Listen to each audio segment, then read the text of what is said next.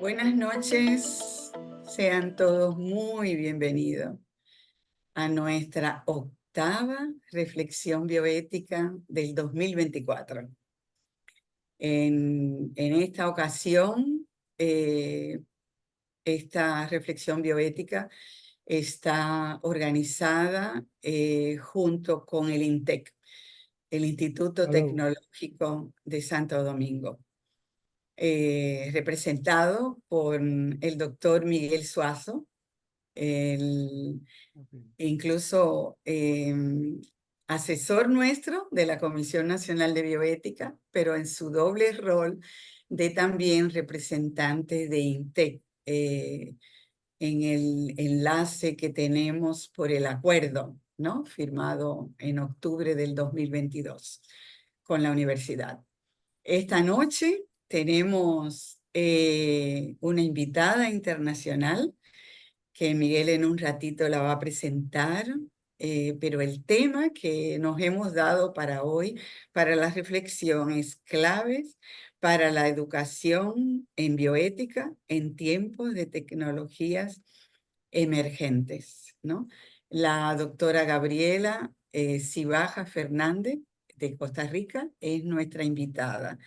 Bueno, de nuevo les reitero las gracias a todos y a cada uno de los presentes por aceptar nuestra invitación, y qué bueno que nos están acompañando cada mes. Hasta diciembre tenemos nuestra programación.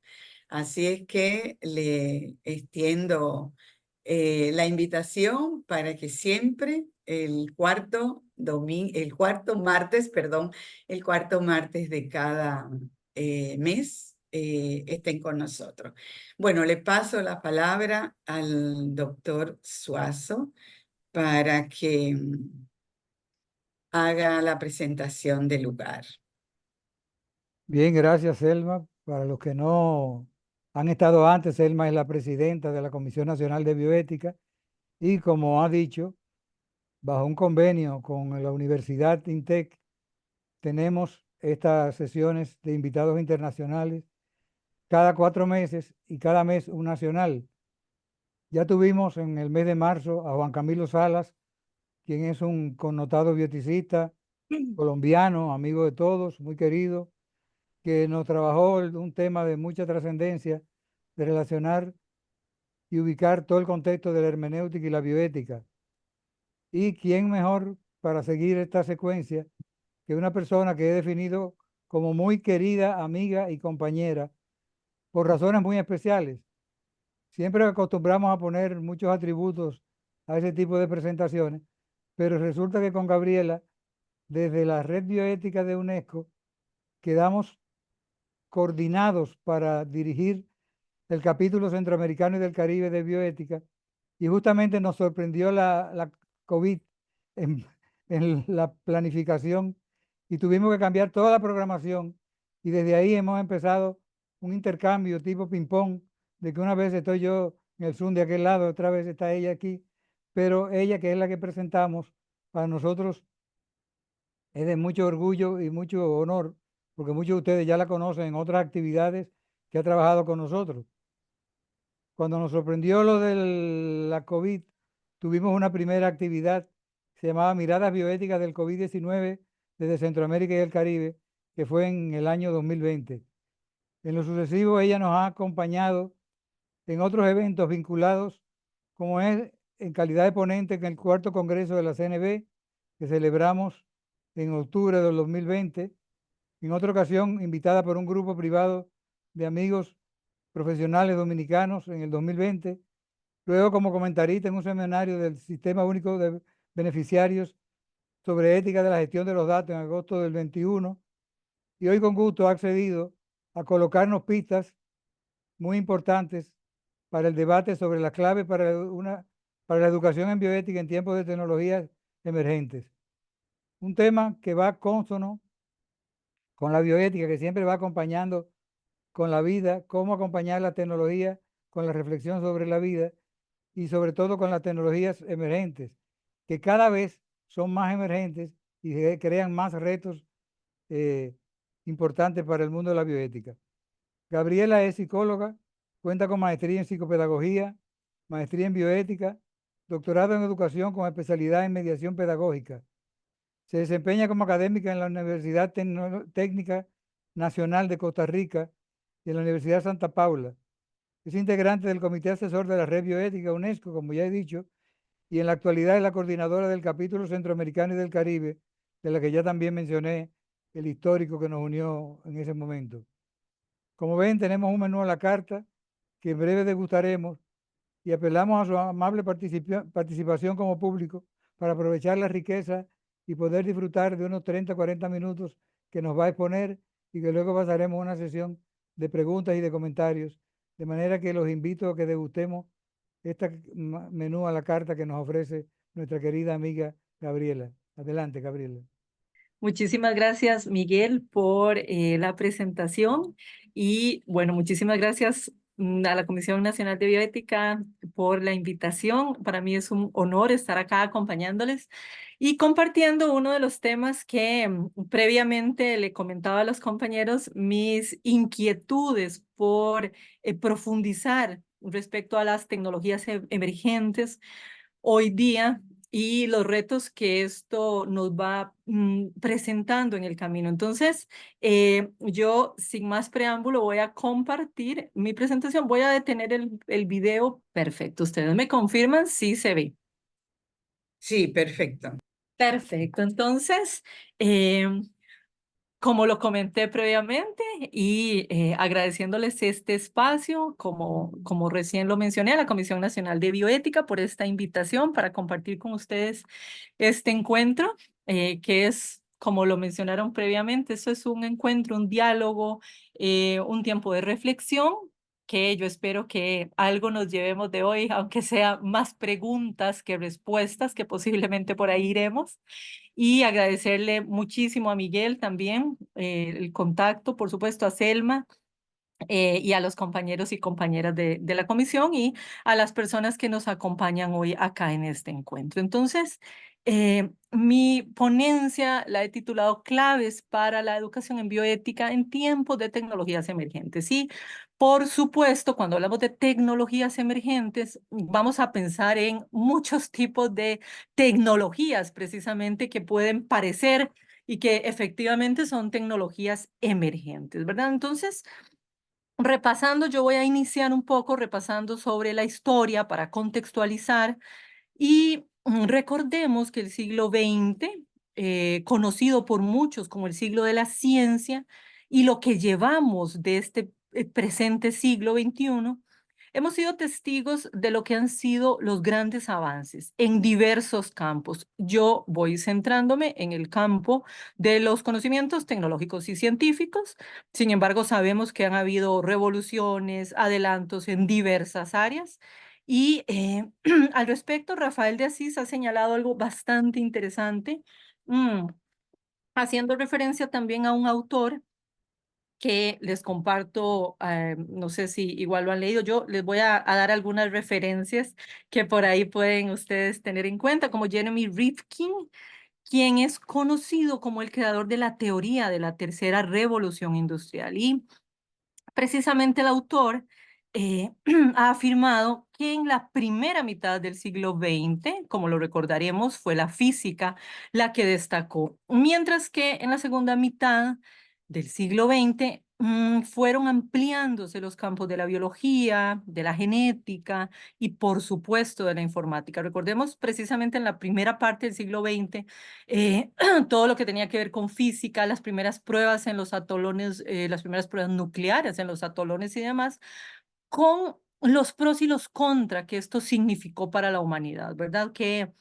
nosotros no podemos dejar de lado los avances y por eso quise compartirles también acá un poco los momentos históricos, ¿verdad? A los que estoy haciendo referencia y lo que fue la segunda parte del siglo XX respecto a los avances que nosotros ya ahí fuimos viviendo y que continúan destacándose.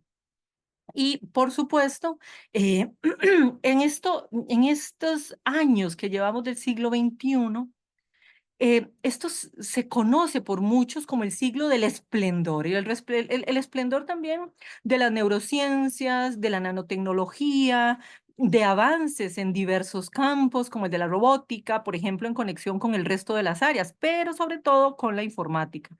Y en este sentido, yo quise traer también aquí un ejemplo.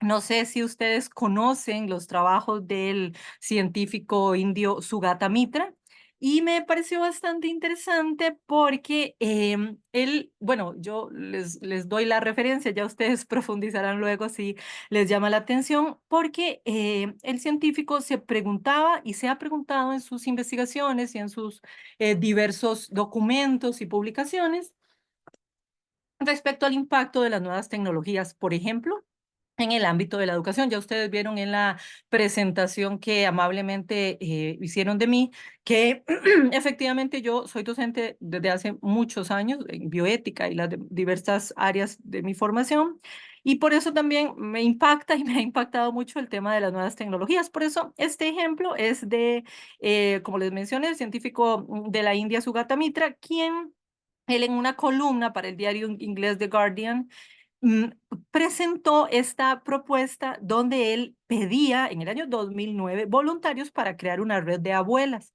Y esta red de abuelas para que enseñaran canciones de niños conectándose con escuelas en la India rural. Y esto para enseñarles el idioma inglés.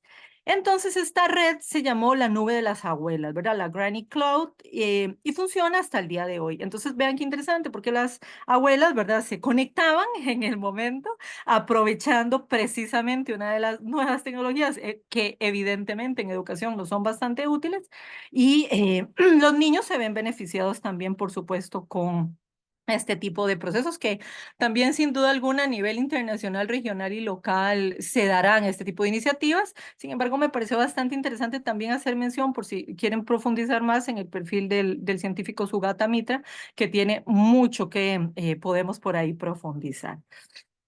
Y sin embargo, cuando nosotros hacemos referencia a estas tecnologías, sin duda alguna, los avances y el escenario, el panorama que nosotros vivimos, también nos obliga a reconocer otros enormes retos que persisten en nuestro planeta y que ustedes, por supuesto, ya se imaginarán, ¿verdad? La pobreza, el hambre, las desigualdades, evidentemente problemas de salud, la insatisfacción del reconocimiento de los derechos, que eso es un tema fuerte, profundo, doloroso, entre muchos otros elementos. Entonces, estas son situaciones que nosotros no debemos dejar de tener en cuenta respecto precisamente a los avances, a preguntas que también nos van a ir surgiendo, porque durante esta ponencia mía, quiero que pensemos también en los problemas éticos, ¿verdad? Que vamos a ir identificando, porque hay avances, evidentemente, pero ¿quiénes pueden acceder a estos avances?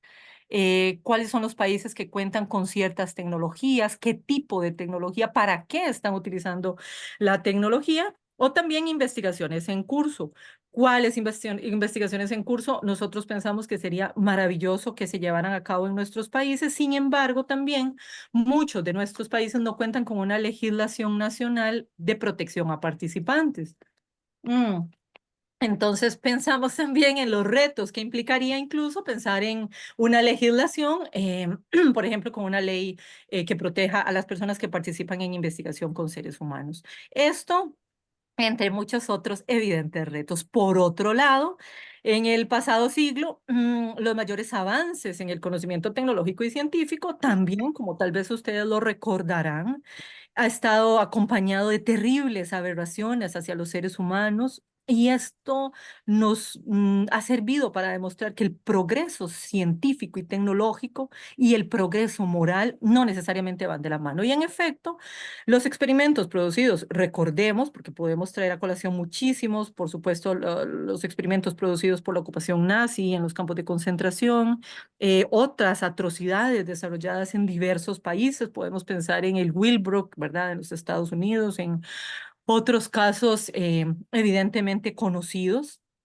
Tuskegee, por supuesto, en Alabama, que es uno de los casos más emblemáticos, ¿verdad? Que definitivamente, si estamos en el campo de la bioética, lo habremos analizado y profundizado. Y podemos, por supuesto, compartir muchos otros que se han dado incluso en nuestros países, ¿verdad? De la región, provocaron que en los años posteriores a la Segunda Guerra Mundial, la idea del progreso, de que el progreso científico de la humanidad supone un progreso moral, esto fuera puesto seriamente en duda. Y eso me parece que es evidente, ¿verdad? Porque es uno de los retos que hoy día seguimos viviendo, ¿verdad? Hay un avance de la ciencia, pero tenemos la cuestión de la parte legal, las declaraciones y los consensos internacionales, y qué implica, qué preguntas nos vienen a la mente cuando hablamos de progreso, de ciencia, de derechos y de respeto a la dignidad de los seres humanos. Entonces, en la actualidad también sabemos que se desarrollan múltiples investigaciones, avances en el campo de la salud,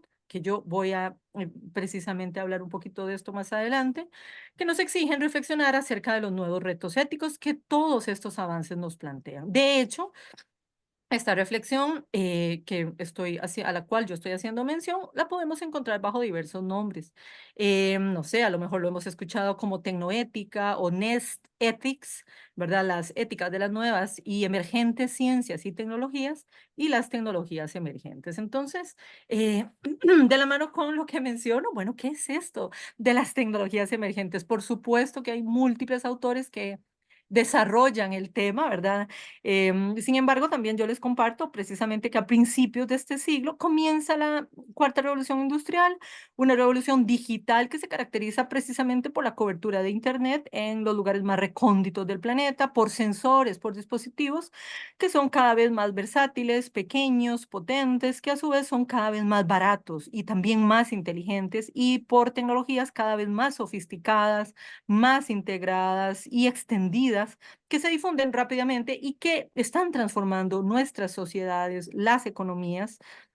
Y esto es un fenómeno a nivel mundial. Precisamente son la fusión de estas tecnologías y su interacción a través de los dominios físicos, biológicos, lo que hace que se trate de una revolución que es diferente a las anteriores revoluciones, que nosotros vemos los alcances que tiene precisamente esta revolución que estamos nosotros viviendo.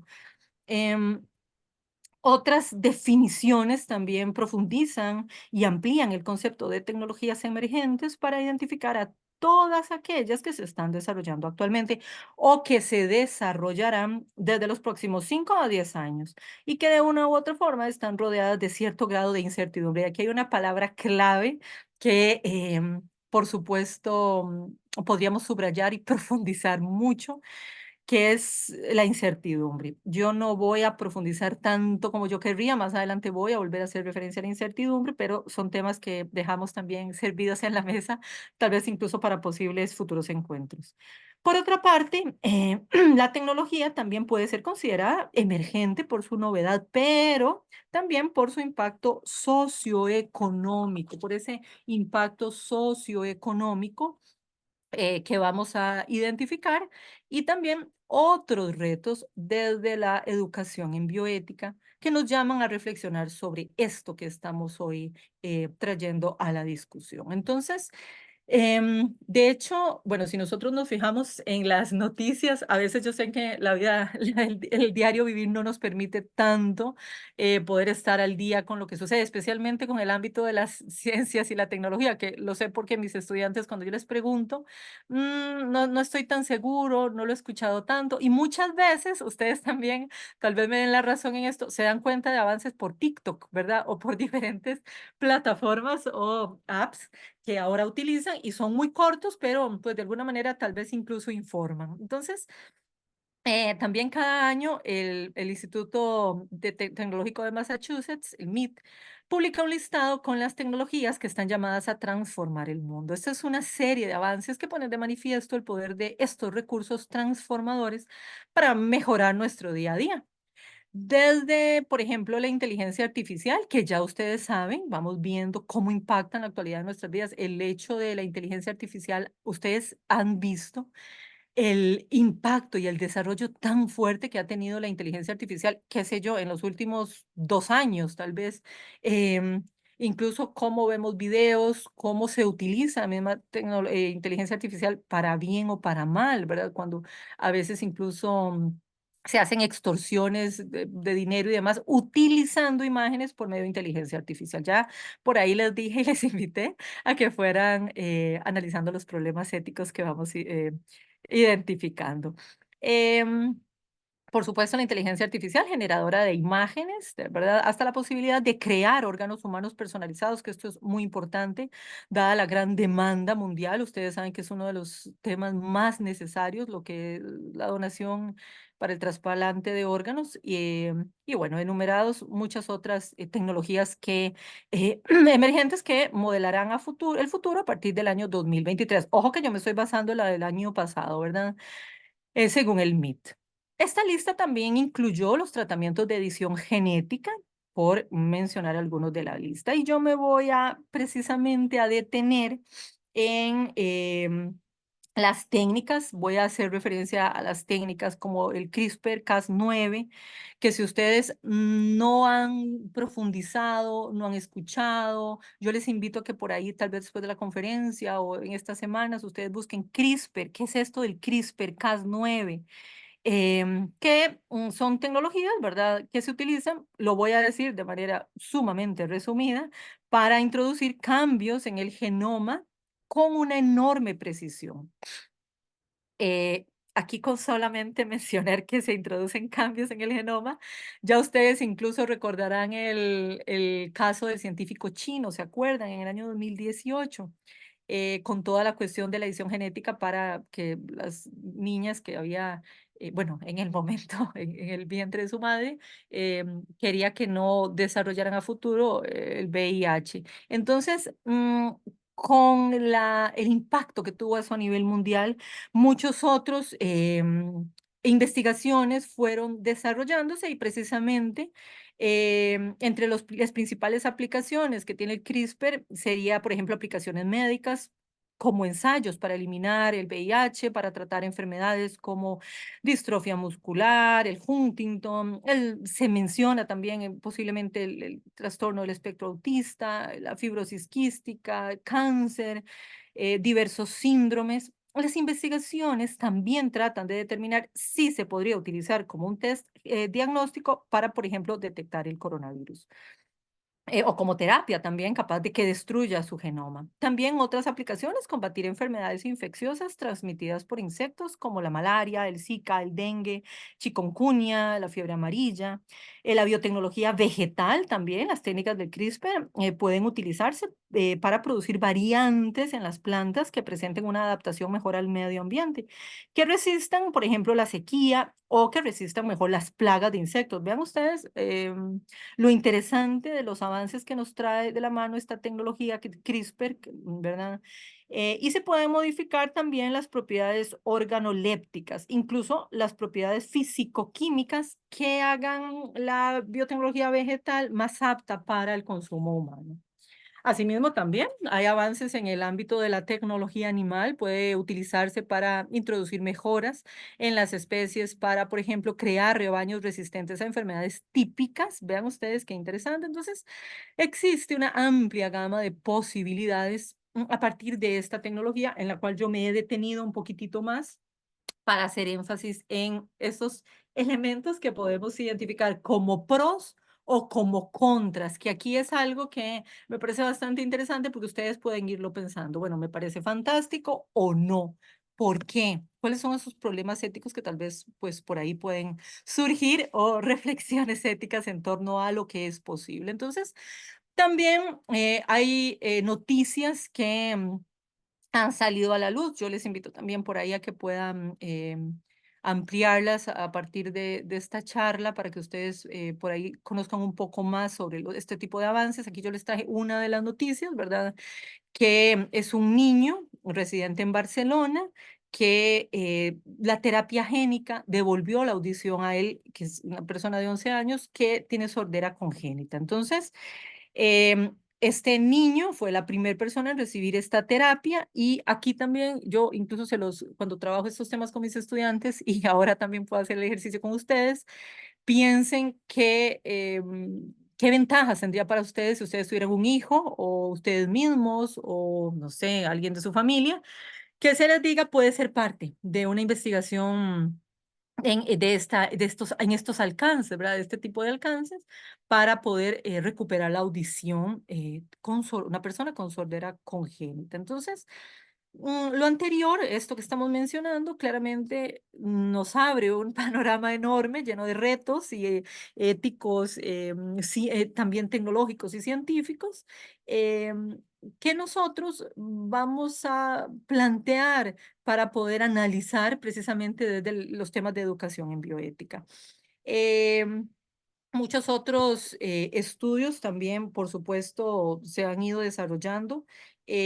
Hay otros estudios con 5 niños también, nacidos con sordera hereditaria, causada por mutaciones en el gen OTOF, ¿verdad?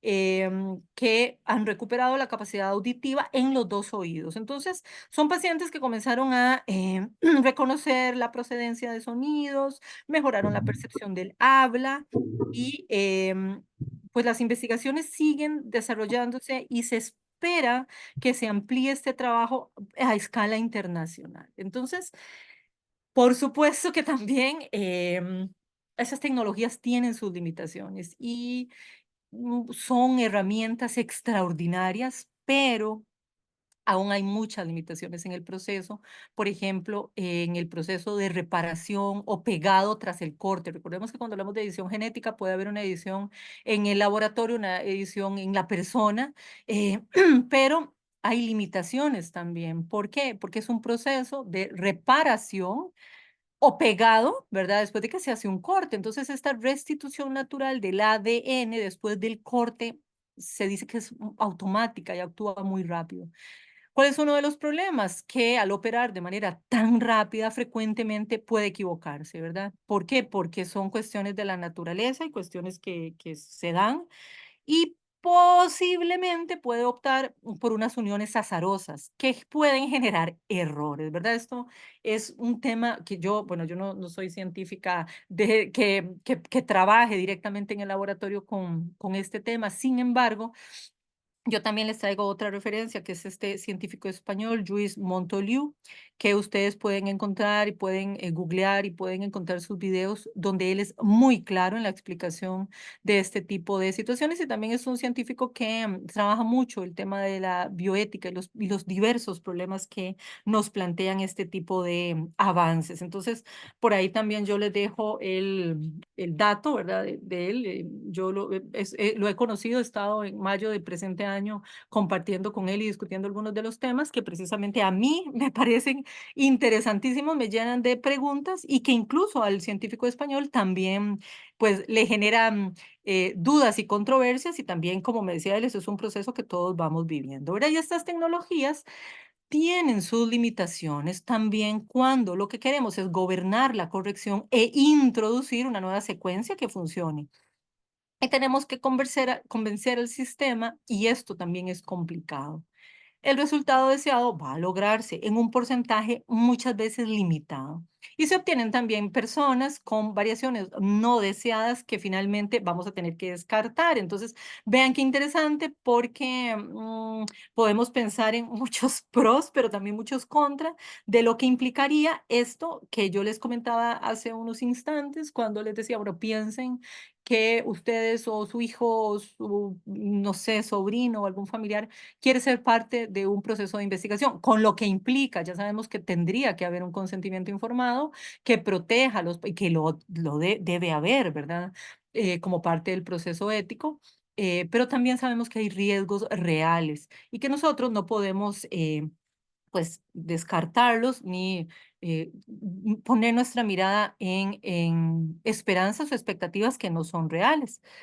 Entonces, nos preguntamos también cuáles serían, y lo seguimos, y yo también les pregunto a ustedes, ¿verdad? ¿Cuáles serían esas claves para la educación en bioética frente a estos escenarios? ¿Qué haríamos? Porque yo, por supuesto, soy docente de bioética, como les mencioné, desde hace muchos años y trabajo con estudiantes de medicina, con abogados, con audiólogos, con muchísimas profesiones y nos cuestionamos muchos de estos elementos de los cuales ustedes también son parte como docentes, como aprendientes, como formadores. como parte de comisiones nacional de bioética o de comités de bioética. Y incluso muchas veces puede ser que nos corresponda revisar protocolos que impliquen este tipo de elementos. Entonces, si nos ubicamos en la educación en bioética, vamos a tener que lanzar miradas críticas, miradas críticas desde diferentes trincheras. Hay escenarios en desarrollo, por supuesto, esto es innegable porque ustedes saben que la bioética está en construcción permanente y hay un elemento, un campo clave que es todo lo relativo al bioderecho, que también eso pues es otra variable que por supuesto no debemos dejar de tener en cuenta. Están los aspectos axiológicos que tampoco debemos dejar de lado. Modelos, ¿verdad? Por hacer mención del modelo deliberativo para la toma de decisiones, cuáles son esos valores, cuáles son esas virtudes, cuáles son esos derechos, cuáles son esos deberes que están en juego en nuestras reflexiones, cuáles son las teorías que sustentan nuestras reflexiones y evidentemente la deliberación argumentativa, qué implica para nuestros estudiantes deliberar o para los lugares en los que nosotros estamos desarrollando nuestra actividad académica o laboral, ¿qué implica deliberar? Entonces, bueno, hice referencia brevemente al bioderecho, ¿verdad? Recordemos que el bioderecho es una forma de trabajo que promueve un accionar interdisciplinar entre lo que tiene que ver con las ciencias jurídicas, el derecho, la ética, las ciencias de la vida, que implican, ya ustedes saben, biología, medicina, genética, psicología, entre muchas otras, y nos aporta muchísimo en este escenario. Entonces, hay una autora que es Susana Vidal, hay un libro que se titula La educación en bioética en América Latina y el Caribe, y es precisamente de temas de educación en bioética. Y Susana Vidal tiene un artículo muy interesante, que igual yo, ya ustedes saben que les estoy compartiendo algunas referencias. Este artículo se titula Nuevas y viejas preguntas en la educación en bioética. Entonces, en este documento yo me doy licencia de citar a Vidal, porque ella señala que la enseñanza de la bioética ha sido un tema de debate y de profundo interés. Ustedes saben que la recepción de esta bioética norteamericana principialista que se da en los años 80 en América Latina nos lleva a revisar contenidos, métodos para orientar la educación en bioética, sumado también a algo muy interesante que ustedes también habrán identificado, que es la procedencia de docentes de distintas disciplinas, ¿verdad? Porque eso es un elemento que suma un puntito más a la complejidad del campo bioético, ¿verdad? Que es, como les digo, la procedencia de docentes de diferentes disciplinas. Entonces, por supuesto, hay una fuertísima influencia que ha tenido históricamente la ética médica,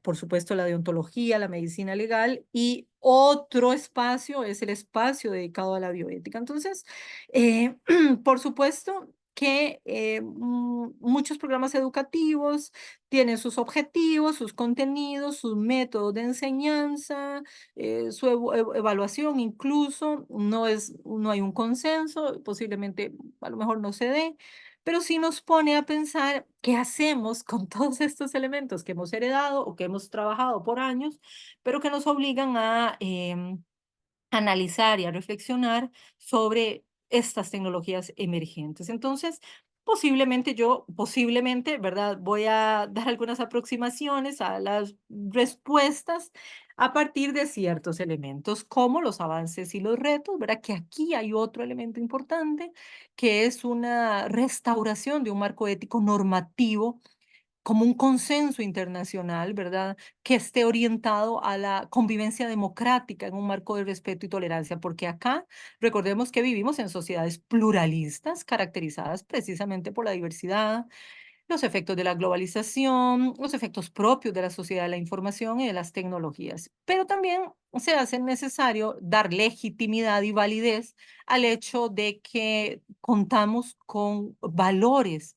Tenemos que tener en cuenta el obrar conforme a ciertos valores comunes que finalmente parece ser la base misma del proceso educativo, ¿verdad? Pero es insuficiente pensar que la transmisión de conocimientos nos va a ayudar a descubrir o analizar problemas de la índole de la cual yo estoy haciendo referencia. Entonces, ¿qué se requiere? Posiblemente un trabajo profundo que se oriente al descubrimiento, a la búsqueda, a la realización de estos valores y a la promoción de actividades que tiendan a darles legitimidad, ¿verdad? ¿Cuáles valores ustedes pueden pensar? Por supuesto, cuáles valores podrían encarnarse en un marco ético normativo común, ¿verdad? Recordemos, como lo ha dicho Adela Cortina, la caída de los códigos únicos, que también esto es bastante interesante, precisamente por lo que mencioné, ¿verdad? Vivimos en este mundo plural, secular, libre, en el cual nos damos licencia para la construcción de nuestros proyectos de vida, de felicidad, pero requieren de nosotros precisamente pensar en clave de valores, de convivencia pacífica, de tolerancia, y necesitamos una base común de valores sobre la cual se construye el conocimiento, por supuesto, de la sociedad. Entonces, la tarea de educar en bioética, vamos, podemos pensarlo como esta etapa de descubrimiento de valores y continúa, por supuesto, en un proceso de momentos en los cuales vamos construyendo diferentes puentes para lograr analizar lo que necesitamos analizar y los problemas que en este caso particularmente se nos presentan. Y un elemento que yo no puedo dejar de mencionar es el aprender a dialogar, a deliberar, a confrontar los valores que yo quiero, que yo debo desarrollar y con los cuales convivimos y lo que va sucediendo actualmente. Esas son algunas de las metas de la educación en bioética, algunas, ¿verdad? Y precisamente yo traigo más como parte de nuestras respuestas y propuestas y respuestas.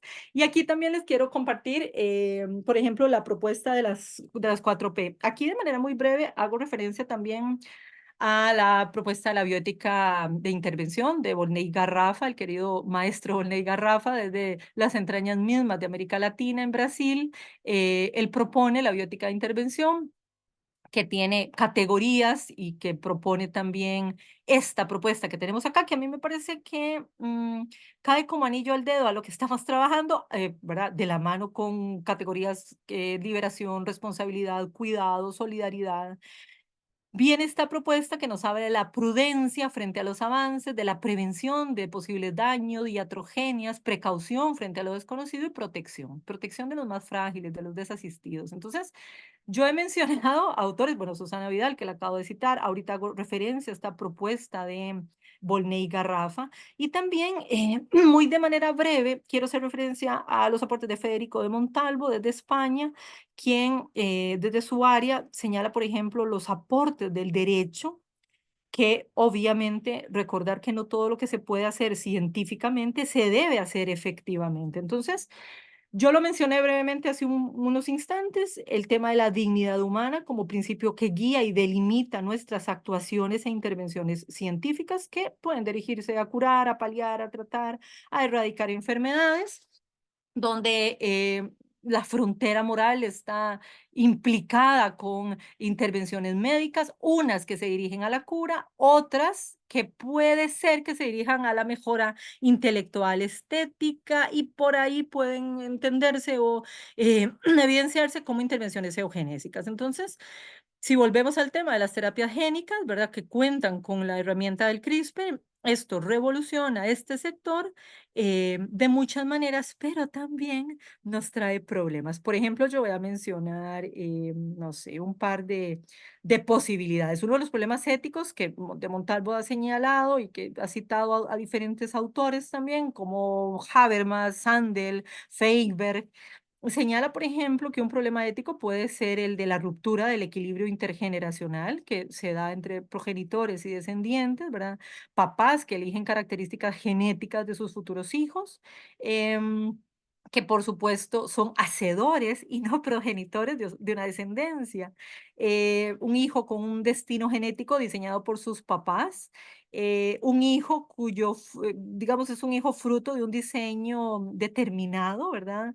Una mejora genética que podría acercarse a un análisis del principio de igualdad, del respeto intrafamiliar, de relaciones de subordinación biológica, incluso papás que digan, yo he pagado, que esto incluso se da de diferentes tecnologías, yo he pagado por mi hijo y quiero que sea un producto perfecto. Así con estas palabras, yo he escuchado papás que han tenido hijos por diferentes técnicas, dicen, yo lo pagué y me salió un hijo defectuoso. Entonces, estos son parte de algunos elementos, ¿verdad? Que desde el ámbito de lo jurídico, de lo axiológico, de lo bioético y de lo ético, nosotros no podemos dejar de lado.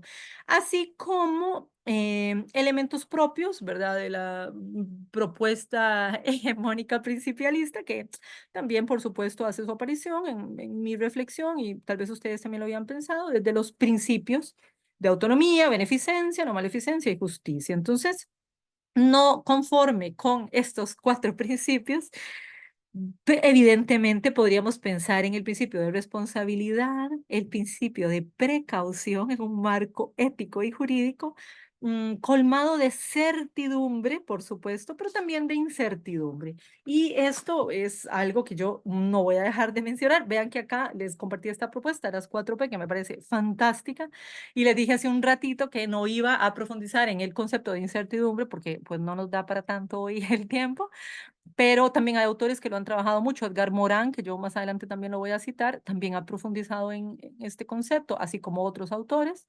Y la incertidumbre precisamente se nos presenta como fuente de confrontación, de análisis, de duda, un poco el escenario que acabo de mencionar, em, precisamente con una idea de control.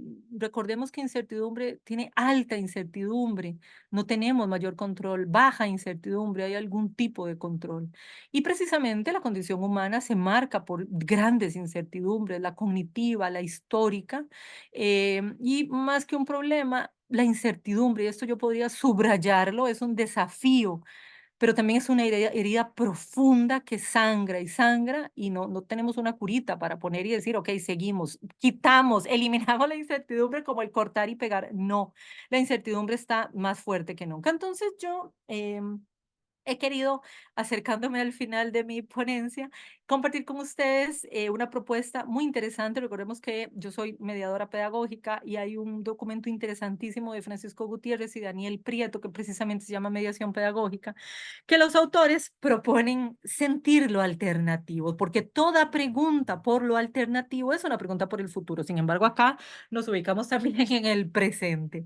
Y es importante destacar, yo quise traer esta propuesta por los elementos educativos que conlleva. Entonces, em, educar para la incertidumbre, ¿por qué y para qué? ¿Verdad? Entonces, aquí yo les comparto algunas claves, ¿verdad? Educar, lo primero, educar para interrogar de forma permanente a la realidad de cada día, no enseñar, no inculcar respuestas, no es esta particularmente una pedagogía de la respuesta, como ya lo hemos visto a partir de los escenarios mencionados, sino una pedagogía de la pregunta, como ampliamente lo ha mencionado el maestro Paulo Freire en sus maravillosos documentos. Lo segundo, educar para localizar, para reconocer, para procesar y utilizar la información.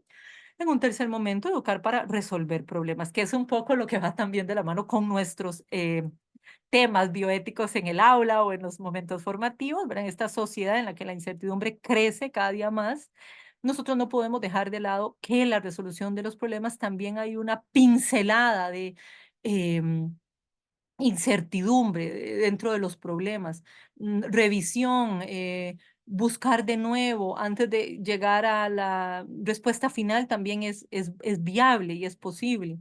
Otro de los elementos que también me parece bastante importante es pasar a primer término la práctica y, por supuesto, vamos a identificar la acumulación de respuestas acertadas, de información que a veces no nos sirve y también saber identificar, la verdad, cómo enfrentar el día a día la incertidumbre, nuestra actitud activa frente a las situaciones nuevas exigen de nosotros creatividad, formación, agudeza, capacidad de que relacionemos los conocimientos adquiridos con los nuevos. Y aquí también puede entrar un poco el aprendizaje significativo, ¿verdad? Que en el aula nos sirve montones para que nuestros estudiantes puedan sumergirse en este mundo de la educación para la incertidumbre.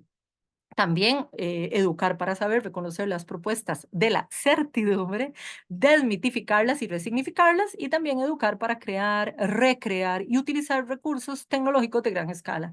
O sea, son elementos que van de la mano con los problemas supracitados, pero también son retadores, ¿verdad? Si nosotros nos ubicamos precisamente en educar para la incertidumbre. Y aquí yo quise traer, ¿verdad? A colación, uy, perdón, aquí una frase atribuida a Edgar Morán, que nos dice es necesario aprender, y yo creo que esto nos cae a todos, ¿verdad? Nos llega a todos, es necesario aprender a navegar en un océano de incertidumbres a través de archipiélagos de certeza, porque hay certezas en la bolsa de valores, hay certeza en el cambio del dólar, hay certeza en las edades que tenemos, pero hay incertidumbres en la vida cotidiana, en qué va a suceder si hacemos de la edición genética algo posible en los próximos 5 o 10 años, ¿qué va a pasar con el futuro inmediato de la humanidad? Y otro de los elementos es la educación para la significación, que me parece también interesantísimo, porque en educación, tanto como en bioética, no hay nada insignificante, aunque la tarea de significar está en nuestras manos. Que nosotros inspiramos para que las personas le den un significado a lo que están aprendiendo. Esta propuesta alternativa busca precisamente procesos significativos que nos involucren, ¿verdad? Como nuestros estudiantes, como los aprendientes, como las personas en formación de los SEC, de los comités éticos científicos o comités de bioética, también pueden implicarse en significar. ¿Qué significa significar? Algunos de los pasos, ¿verdad? Dar sentido a lo que hacemos, qué sentido tiene lo que estamos haciendo, cómo lo incorporo, incorporar mi mundo al sentido de la cultura y del mundo, qué pasa a escala internacional, regional y local, que acá yo quiero mencionarlo, yo no lo voy a profundizar ahorita, por obvios momentos, por cuestiones de tiempo, pero también es un punto importante para el aprendizaje localizado, que esto, por supuesto, que nos plantea enormes retos. Lo tercero, el compartir y dar sentido, comprender los sinsentidos de ciertas propuestas, relacionar y contextualizar experiencias, relacionar y contextualizar discursos. Esto es fundamental, vuelvo a hacer referencia al aprendizaje situado o localizado, y impregnar de sentido las diversas prácticas y situaciones de la vida cotidiana. Si nosotros no somos capaces de darle un sentido a la comprensión de las prácticas o a entender o acercarnos a entender de lo que van, posiblemente no tenga mayor impacto en nosotros, ¿verdad? Entonces, por eso también, si ustedes son docentes o formadores, tener en cuenta estos puntos de la significación son fundamentales. Estos 7 puntos que yo quise compartirles no son casuales. Cuando alguno de ellos y otros puntos que tal vez yo no mencione falta, puede ser que pierda un poco el sentido, ¿verdad? No significa nada para quien lo hace, si no hay una comprensión integral de lo que está sucediendo. Por eso es tan importante también la parte cultural. Vuelvo a mencionar por tercera vez el aprendizaje situado o localizado. Y todo esto nos lleva a convertir en objeto al verdadero sujeto de la educación con diversos retos que afrontamos precisamente hoy día. Entonces, yo, no queriendo usar del tiempo, finalizo mi ponencia en este momento con la esperanza y la expectativa de que pues ustedes puedan analizar, reflexionar respecto a los elementos que yo estoy mencionando. Entonces, yo agradecida con ustedes, quedo a su disposición. Podemos abrir un breve espacio de comentarios, de preguntas y de respuestas también. Muchísimas gracias. Gracias, Gabriela. Realmente nos has dejado mucha tarea para la casa y muchas más De, preocupaciones que las que traímos. qué dicha, de eso iba la ponencia. De eso se trata. Exactamente. Y que yo también, no, porque la investigación apenas inicia, entonces estamos bastante similar. Muchas gracias, Miguel. Selma tiene algunos comentarios y preguntas y pasaremos a esa ronda ahora. Claro. Sí, pues sí, tenemos varias preguntas. Tenemos la primera que nos llega en el chat. Tenemos otras que han llegado por otra vía. Ujú, Dice la doctora Togarma, educar para la incertidumbre. ujú. ¿Desde dónde lo haremos? Si el aprendizaje se ha convertido en aprobación de asignaturas que se miden de manera cuantitativa.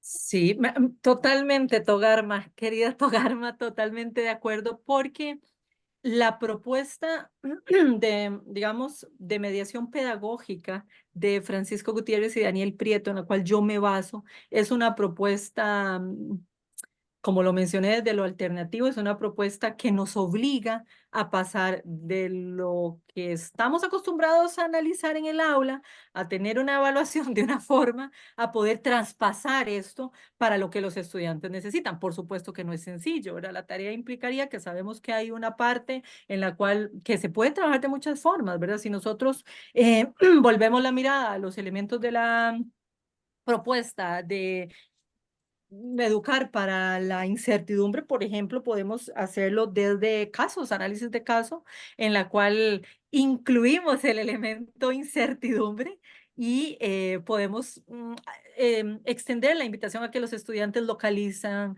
reconozcan, procesen, utilicen la información. Y recuerden que uno de los puntos, el tercer punto, es el educar para resolver problemas. Y esto nos va como anillo al dedo para la bioética. Entonces, la práctica se puede desarrollar y sí tendríamos que hacer evidentes cambios en la evaluación. Querida Togarma, yo, igual que Togarma lo menciona, muchas veces tengo que hacer cambios evaluativos, generalmente bien aceptados, pero sí implican de nosotros un compromiso y de los estudiantes también, precisamente para centrarnos en la práctica sobre, que lo mencioné al inicio, no, creo que a la mitad, el tema de la deliberación argumentativa, ¿verdad? El mismo método de la bioética que nos obliga a pensar y a reflexionar cómo argumentar para esto. Entonces, si Togarma viene y la próxima clase dice, vamos a hablar de incertidumbre, ya tiene que haber incluso materia que los estudiantes puedan haberse nutrido. Y yo por ahí recomiendo tener fuertemente, analizar, incluso criticar, que es bastante válido, la propuesta de Edgar Morán por ahí. Y bueno, tengo otros autores en mente, pero igual, con todo gusto, incluso si necesitan otras referencias, yo lo puedo compartir, y la misma referencia de Gutiérrez y Prieto con la propuesta de la educación para la incertidumbre. Gabriela, hay más, ¿eh? Adelante. Hay más y hay un comentario, hay agradecimiento y valorando tu presentación. Bueno, el profesor Miguel Leones, quizá digo mal el apellido, dice, pienso en el proceso de significación a resignificación como proceso de deliberación que facilita el pensamiento crítico tan difícil lograr para salir de la educación bancaria que planteaba Paulo Freire. Bueno, encantada con el maestro Miguel Liotini, ¿verdad? Como lo mencionó la compañera, si estamos mencionando bien el apellido Miguel, un gusto. Y concuerdo totalmente y plenamente lo que menciona Miguel, porque mi intención al compartir con ustedes, porque tengo muchas otras propuestas educativas que podemos discutir y analizar, pero lo que menciona Miguel es clave, porque yo al traer, como lo mencionó Togarma y ahora lo menciona Miguel, la educación para la significación y la educación para la incertidumbre, es precisamente de qué manera esto nos es funcional para la educación en bioética, de qué manera yo me nutro para darle un sentido y resignificarlo, como lo menciona Miguel, en el proceso de la educación en bioética, porque veamos que Miguel menciona el proceso de significación a resignificación como proceso de deliberación. Esto está, pero fantástico, porque nos va a permitir ingresar en una propuesta, en un modelo de pensamiento crítico. Y esto es un tema enorme, cómo nosotros podemos incluso generar. Hay actividades muy interesantes. De hecho, yo recientemente en un curso de aprendizaje situado que acabo de terminar, trabajamos un modelo de la pregunta. Y esto es muy interesante, ahora que Miguel lo menciona, desde el pensamiento crítico, porque con una pregunta lo que hacíamos era vamos a resignificar la pregunta, volver la misma pregunta, la volvíamos a hacer una y otra vez, para llegar a un momento de salir del por qué ¿Por qué los estudiantes hacen bullying? ¿Por qué las personas hacia otro tipo de preguntas? ¿Cómo evoluciona el pensamiento de los estudiantes en 2, 3, 4 meses? Precisamente para desarrollar el pensamiento crítico. Entonces ellos decían, qué difícil. ¿Por qué? Porque yo les ponía una imagen, digamos, hay una imagen en la cual ellos se basan y yo les digo, generemos preguntas. Y ellos mismos critican las preguntas y vamos modificando las preguntas para pasar de un ¿por qué? Hacia otro tipo de preguntas más elaboradas. Y precisamente, como lo menciona Miguel, yo absolutamente recomiendo, y ya lo había mencionado, la propuesta de Paulo Freire, era para el gran reto que tenemos de salir de la educación bancaria, que se mantiene, porque sabemos que es así, hacia una pedagogía de la pregunta. No necesariamente las respuestas y otras pedagogías que evidentemente desde Freire, desde el mismo Gutiérrez y desde el mismo Prieto se generan. Pero Miguel, me parece que su pregunta da para más de lo que acabo de mencionar y totalmente de acuerdo. Muchísimas gracias, Miguel. Gabriela, por acá tengo 4 Podría preguntas. hacer un aporte, un pequeño aporte. Adelante, adelante. Gracias. Yo focalizo en la educación universitaria, soy profesor de bioética de la Facultad de Medicina de la UBA.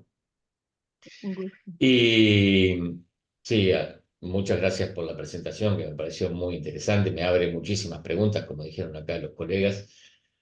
Es sobre todo la apuesta al lenguaje, ¿no? Porque si hay un problema en este momento educativo, es la aprehensión de los sujetos del lenguaje. Yo hago mucho hincapié de saber de qué estamos hablando para poder generar una pregunta, porque cuando no sabemos, no nos apropiamos el lenguaje, lo que no aparece es nuestra propia voz, y lo que construye como comunidad es nuestra propia voz, con Ujú, autonomía y con libertad, ¿sí? ujú, ujú. O sea, no ser hablados ni situados en el pensamiento, sino que se nos abra nuestra propia voz y genere lazo, porque de alguna manera no hay deliberación si no hay no hay lazo social, ¿sí? Claro, Y claro. los alumnos tienen mucho problema en la apropiación del lenguaje, en los términos del lenguaje, en el término de la lectura, la interpretación del texto, la palabra. Por ejemplo,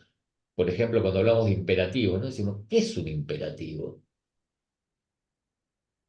Y si, bueno, pero ¿qué es un imperativo hipotético, por ejemplo, o un imperativo pragmático? Bueno, a ver, vamos por la palabra imperativo primero, y después vamos por la segunda palabra, y así comprendemos el significado, y quizás Sí. desarmamos un sentido de la no apropiación del lenguaje. Me parece muy interesante lo que planteó. Muchas gracias. Muchas gracias, Miguel, por el comentario, porque nos abre las puertas a muchos otros elementos. De hecho, otra de las propuestas que puede ir muy de la mano con lo que usted menciona es la propuesta de educar para la expresión. El tema del lenguaje, incluso al escucharlo, recordaba a Wittgenstein, los límites de mi lenguaje son los límites de mi mundo, ¿verdad? Entonces, me parece muy adecuado su comentario. Incluso vuelvo a hacer referencia a otro de los temas que yo hice referencia a la incertidumbre y a la significación, pero también está el tema de educar para la expresión. Sin expresión no hay educación. Hay precisiones, hay imprecisiones, hay comprensiones, hay expresiones que muchas veces no se toman en cuenta y que, como usted lo dijo, deliberar. ¿Qué es deliberar? ¿Qué significa el proceso? Y muchas veces partimos del hecho de que los estudiantes tienen que saberlo porque están en un grado. Yo doy en posgrado y en doctorado y no. Entonces, concuerdo totalmente con el aspecto que usted menciona sobre el lenguaje. Absolutamente nos daría para otro encuentro. Muchas gracias, Miguel. Una pregunta sola que me quedó una duda. ¿Qué diferencia usted encuentra entre la incertidumbre y la contingencia? Me parece que es bastante interesante porque la incertidumbre nos genera momentos claves desde donde nosotros podemos ubicarnos como un problema, digamos, como una posibilidad también de que algo suceda y no suceda, pero contingencia también nos lleva precisamente por este lado. Podría ser que haya una posibilidad de que algo acontezca, ocurra o no ocurra, pero la incertidumbre nos la da de una manera tal vez diferente porque tenemos yo la voy a decir de esta forma, pero esto nos lleva también a más encuentros. Como lo mencioné, una alta incertidumbre y una baja incertidumbre, un tipo de control que podemos nosotros referirnos como término a lo que nosotros queramos encontrar. Alta incertidumbre, no tengo control de nada; baja incertidumbre, tengo un poco de control, y con la contingencia puede ser que suceda o no suceda. Yo creo que podríamos irnos un poco más a la parte filosófica, pero yo creo que sí me ampliaría un poquito más. Sin embargo, como eventos esperables, yo podría devolverle, vamos a hacer un poco de mayéutica, Miguel. Yo podría, bueno, Miguel, pero yo los veo bastante similares. Brevemente, ¿cuáles serían para usted un poco la diferencia que podríamos encontrar ahí? No voy a usar de la mayéutica, lo prometo, ni Miguel. Como yo no soy médico, soy psicólogo también, psicoanalista Colega. sí. Y no sé mucho del tema de técnica científica de genética, y estaba escuchando atentamente lo que usted decía. Sí. En esta secuencia genética que puede interrumpirse, cortarse, pegarse y generar una conexión distinta, pero mi carencia de esta ciencia, que es la ciencia médica profunda, no me da la respuesta. Ujú. Pensé en el tema de la contingencia, ¿no? De este Sí, nuevo pegado del ADN que genera una contingencia, y esa contingencia puede tener un mal resultado, ¿no? O un resultado no esperado, ¿sí? claro, claro. Eh, por eso ligué contingencia con incertidumbre, ¿sí? Y nosotros sabemos que cuando establecemos un daño, puede ser un daño premeditado, ¿sí? En este caso, la incertidumbre y la contingencia no contienen la premeditación, ¿sí? Porque no lo sabemos, ¿sí? Exacto. Eh, Quizás la contingencia tiene más que ver con el azar y la incertidumbre tiene más que acercarse al orden del saber, de la certeza que yo no que necesito para saber que no voy a generar un daño, ¿sí? Claro, pero esto nos lleva, yo creo que hay áreas del conocimiento que incluso, porque aquí nos van a decir, no, no, no, ustedes ocupan otra sala para la discusión, pero contingencia e incertidumbre, yo sé que en algunas áreas incluso se utilizan como sinónimos. Sin embargo, me parece una interesante línea para incluso hasta buscar un artículo o escribir un artículo, porque me parece muy interesante, de la mano precisamente con el tema de fondo que planteo, Miguel. No Ah, se usted ya agota, me quiere hacer trabajar entonces. yo todo, a todo, Miguel. No se agota A el tema ver, acá, Miguel. a No, ver, creo muchas que gracias, sí. Muchas Creo gracias. que hay temas para seguir. Tengo varias preguntas más. No Selma, sé, Miguel, el doctor Selma, Suazo me dirá con respecto a si la, Miguel, al Selma, tiempo. perdona que Hay dos manos interrumpa, levantadas. pero gracias Miguel, pero esta discusión que surgió aquí, me gustaría intervenir un momentito dentro de la contingencia y la incertidumbre. Y Adelante. desde donde lo veo veo contingencia como algo que sí, que es del azar, que se puede pasar o no puede pasar. Pero la incertidumbre, hay un elemento subjetivo de apreciación que agregaría eh, como ese componente como de ansiedad, y no que no todo el mundo, o sea, no todo el mundo puede manejar las contingencias. Hay quienes Ujú. pueden manejar contingencias de una manera sin que le cree incertidumbre. Pero ahí el hecho de que creo que tiene que ver mucho con lo que tenemos y como nosotros podemos quizás manejar lo inesperado. No Ujú. todo el mundo tiene esa capacidad de poder manejar lo inesperado, y es lo que nos hace sentir tan mal frente a lo que nos genera incertidumbre frente a una contingencia. Bueno, ve lo que les digo, necesitamos escribir, Togarma, porque usted plantea otro elemento que incluye la ansiedad, y pensaba incluso en el 2020 con el tema de la pandemia, ¿verdad? Al mencionar esto, Togarma, muy interesante, muchas gracias, porque no se nos agota definitivamente el tema de la incertidumbre y la contingencia. Me encantó, muchas gracias, Togarma. Tenemos otra mano levantada, el doctor Bruno Calderón. Adelante. Bien, le confieso que hace mucho no tenía tanta incertidumbre y tanta indecisión en hablar Me encanta. en la complejidad del tema. Eh, yo veía para ir para la parte de la terapia génica y la clonación, por ejemplo.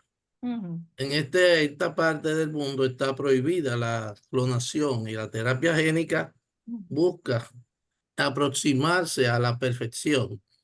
Y veía que los chinos, por ejemplo, están clonando las mascotas Correcto. y ellos la crean casi igual, pero se quedan casi un año con ellos hasta que se desarrolle un poquito como un modo de estudiar, de medir las posibles contingencias, la incertidumbre de que pueda haber una variación y creen un monstruo. Entonces, es una vía que va caminando indefectiblemente hacia la clonación humana en los próximos 15 o 20 años, que es un problema bioético. Ujú, Y entonces me salgo de ahí y el problema de educar para la certidumbre y la incertidumbre. Ustedes están hablando del nivel de la óptica de doctorado y especialidades, pero hay gente que no entiende qué es la incertidumbre y qué es la contingencia y cómo, a mí, a grosso modo, así, la contingencia es algo que se ve venir. La incertidumbre es algo que usted le teme que no sabe si viene. Eso tiene muchas variables. ujú. Entonces, es difícil uno tener la respuesta. Por ejemplo, cuando Sí, hablo de la parte de poner a pensar a la gente para resolver problemas, hay niveles de educación, de inteligencia y sí. de un background que hoy día está afectando a la humanidad, inclusive los grandes centros, que son las creencias y los valores que tienen esas personas, inclusive los que están a nivel docente de alto grado. No es lo mismo ya con estos problemas de que es un sionista y que es un fascista. O sea, cuando usted entra, se resbala un poquito en un razonamiento de una incertidumbre, ya es etiquetado que no tiene de otra que tener una contingencia lingüística, ¿entiende? Entonces, Sí. estos temas son sumamente interesantes y me alegra porque me pongan mi cabecita a pensar en muchas cosas que uno las ve y las analiza y no tiene respuestas. Muchas gracias por su tiempo. Bueno, gracias a todas las maravillosas intervenciones que hemos tenido. Todo queda grabado y podemos volver a ella. Bueno, yo mencionaba hace un ratito que tenía como 4 preguntas más que habían llegado y realmente algunas han sido abordadas y han sido incluso ahorita entre el diálogo entre Gabriela y Miguel Leonine, ¿no? Tengo dificultad con tu apellido porque no lo estoy viendo bien. Ok, pero disculpa, ¿eh? Pero bueno, hay una pregunta que había llegado antes de que cómo ayuda el pensamiento crítico a las tecnologías emergentes. Entonces creo que ya sobre eso se quedó claro. Ahora bien, hay otra pregunta también que en la presentación también hubo bastante elemento que dice, ¿qué marco ético propones para manejar tecnología que aún no son bien conocidas en el ámbito educativo? ¿No? Como, ¿qué propones? Si pudieras sintetizar, porque ya lo fuiste diciendo, sería interesante. No sé si te digo otras más Sí, o lo adelante. dejo hasta ahí. ¿Ah? Si gusta, continuemos y tal vez hacemos un cierre con algunos de los elementos. Exacto, porque realmente hay otra pregunta que había llegado sobre bioética e inteligencia artificial, que también hiciste referencia en la presentación, pero realmente la pregunta dice, ¿bioética e inteligencia artificial tienen retos o desafíos comunes en nuestro ámbito educativo, en nuestro ámbito docente? Ujú. Y bueno, y la última que voy a leer, no, hay otra en el chat también, que acá es, bueno, este es algo bien, bien concreta y bien, digamos, desde el punto de vista de la programación, del diseño, perdón. ¿Qué valor otorgas a integrar habilidades blandas con tecnologías emergentes en los procesos docentes? Esta era la que yo tenía, que habían llegado. Bueno, es que no, podríamos ampliarlo con otra conferencia, ¿verdad? Porque son temas muy interesantes. De hecho, todos se dirigen al tema de la educación. Me parece bastante interesante. Incluso puedo partir del tema de las habilidades blandas. Mm, el aprendiente, el estudiante, el desarrollo de competencias y de habilidades es un tema enorme, es un reto para la formación educativa. Yo sé que hay universidades que trabajan actualmente desde el desarrollo de habilidades blandas. Hay personas que no lo desarrollan y que tal vez no tienen idea, como lo mencionaba el compañero, qué es el tema de las habilidades blandas, porque eso es importante. A mí me parece que va muy de la mano con todo el tema de educación en bioética. Si nosotros hacemos referencia a las habilidades blandas, qué sé yo, habilidades comunicativas, resolución de conflictos, que es uno de los elementos que podemos también relacionar con la bioética en el sentido de análisis de problemas, la gestión del tiempo, tolerancia, liderazgo, toma de decisiones, son características o habilidades que las personas pueden desarrollar a partir de los retos que en la sociedad les esté planteando y que efectivamente la educación en bioética deberíamos de tener también espacio para el desarrollo de las habilidades. En este caso de habilidades blandas, lo que pasa es que los docentes de bioética dirían, no, eso sería materia de otra línea, ¿verdad? Sin embargo, no necesariamente tiene que dejarse de lado las habilidades blandas porque podemos hacer actividades de mediación pedagógica. Vuelvo a mencionar que yo trabajo en mediación pedagógica, entonces lo podemos desarrollar de esa manera y lo relaciono también con el tema de los marcos éticos, ¿verdad? Que nos van a proporcionar espacios y estrategias para poder identificar qué nos funciona mejor, ¿verdad? Marcos éticos de referencia conocidos, ¿verdad? Evidentemente el hegemónico principialismo, también la parte axiológica que me parece fundamental. Hay valores éticos que son relevantes para el tema que yo he traído a colación y otros temas que subyacen, la justicia, la libertad, el respeto, la responsabilidad, el mismo principio de responsabilidad. Podemos incluso pensar en clave de Hans Jonas, ¿verdad? Por hacer mención de uno de los autores. Algunos dirán, bueno, hablemos de justicia distributiva de John Rawls, hablemos de honestidad, de equidad, de lealtad, entre muchos otros valores éticos relevantes que podemos incluir. Yo creo que yo sí les insto y les propongo que puedan investigar sobre marcos éticos de referencia también latinoamericanos, ¿verdad? Porque a veces vienen muchos marcos éticos. Y yo acabo de mencionar autores que no son necesariamente latinoamericanos, sin embargo, sí mencioné en mi ponencia y puedo hacer referencia a la bioética crítica de nuestros colegas brasileños, a la bioética de intervención, que yo hice referencia particularmente a la ABI, que tiene sus categorías: liberación, emancipación, empoderamiento, las 4 letras P, la Declaración Universal sobre Bioética y Derechos Humanos, que es parte también de la propuesta. Podemos hablar de la bioética de protección, que son propuestas que muchas veces no son tan desarrolladas porque son muy desconocidas, pero nos generan, y yo lo he hecho en mis clases, yo les propongo una cantidad de marcos éticos y digo, bueno, vamos a analizarlo desde estos elementos.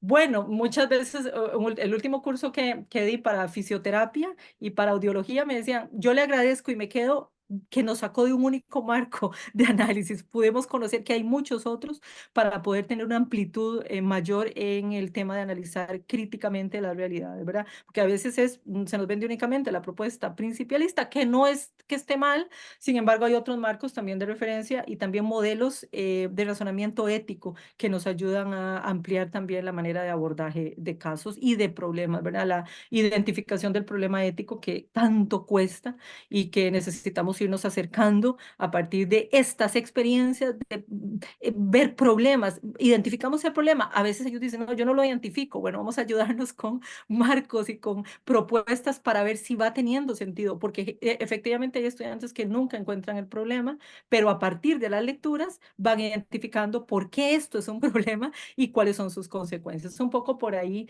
irían mis respuestas. Yo le voy a pasar la palabra al doctor Suazo para que podamos cerrar, pero definitivamente, gracias, Gabriela. Hay muchas expresiones de gratitud por todo este diálogo que ha habido. Creo que te vas a tener que quedar con el compromiso de volver más adelante, posiblemente, quizá no en un contexto como este, sino en un taller, ¿no? Pero bueno, eso lo vamos a coordinar con el doctor Suazo y contigo, ¿no? Claro. Así es que de nuevo, gracias a todos los presentes. Le doy la palabra al doctor Suazo y agradecer desde la Comisión Nacional de Bioética esta magnífica sesión que hemos tenido hoy. Gracias. Bien, lo más cómodo del que termina es que va a dar las gracias, pero tiene una ventaja también que puede decir cosas ya que no van a ser rebatidas ni discutidas, de manera que todos están contentos por eso. He ido anotando cosas que las he ido dejando porque es tan rica la discusión que va abriendo nuevas pistas. Sin embargo, retomo finalmente, me quedo con el sentido hacia dónde va, porque la bioética pregunta no solo a dónde va, sino a dónde llega. Y tenemos el reto de la pregunta de hacia dónde puede llegar esto, si todo lo técnicamente posible es éticamente correcto. ¿Por qué? Porque podríamos estar en las puertas de nuevo de la eutecnia, querer tener la descendencia bella y sana, o de la eugenesia que nos lleve hacia el buen nacimiento. O sea que el sentido va a depender de por dónde lo tiramos. Otro elemento que me parece fundamental, que lógicamente eso que estamos diciendo ahora es lo que ustedes han definido ya en la incertidumbre y la contingencia, pero el tema de los valores, ¿cuáles valores? Porque podemos estar hablando también hacia dónde vamos y hacia dónde llegamos, pero también arrastrar los valores hacia dónde queremos. Creo que tendríamos que verlo también desde la perspectiva, aparte de la que se habían planteado. Me parece que la ética y la responsabilidad de Jonas es fundamental, pero me parece que habría que ver los valores intrínsecos y los valores instrumentales. Cómo definirlos intrínsecos de manera que podamos definir el sustrato o el sujeto de lo que queremos discutir. Y finalmente, creo que nos abre la puerta a pensar lo que está en el debate actual de la bioética como un elemento del futuro, más que el del presente, cómo construye el futuro, de manera que es lo que nos cuestiona hacia dónde vamos a llevar esto que hemos planteado en este debate tan interesante.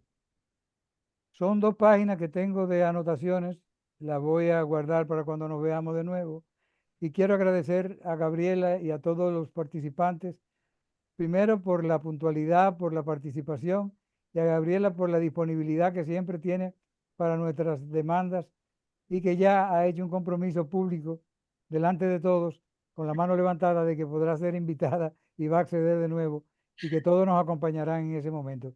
De manera que muchísimas gracias, Gabriela, y buenas noches para todos los participantes. Yo quiero ¿Quieres decir cerrar algo? también, perdón Miguel, antes de que cierren, agradeciéndole mucho a los participantes, a Miguel, a Selma, a los compañeros que nos dieron sus aportes, porque de hecho de eso se trataba. Yo les dije al inicio, yo voy a lanzar más preguntas que vamos a tener respuesta, no lo sé.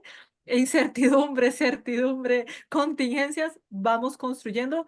Y cierro precisamente con una frase de Simón Rodríguez que me parece que hoy se encarna en nosotros, que dice: lo que no se hace sentir no se entiende y lo que no se entiende no interesa. Y me parece que hoy nos hemos hecho sentir a partir de estos elementos bioéticos y nos ha interesado el tema porque lo hemos sentido. Entonces, muy contenta porque y voy a citar a Mónica Kosochov también, hemos abierto nuestros sentidos para poder ser parte de esta propuesta y muy agradecida porque si no, no hubiera sido posible este diálogo tan enriquecedor. Muchísimas gracias.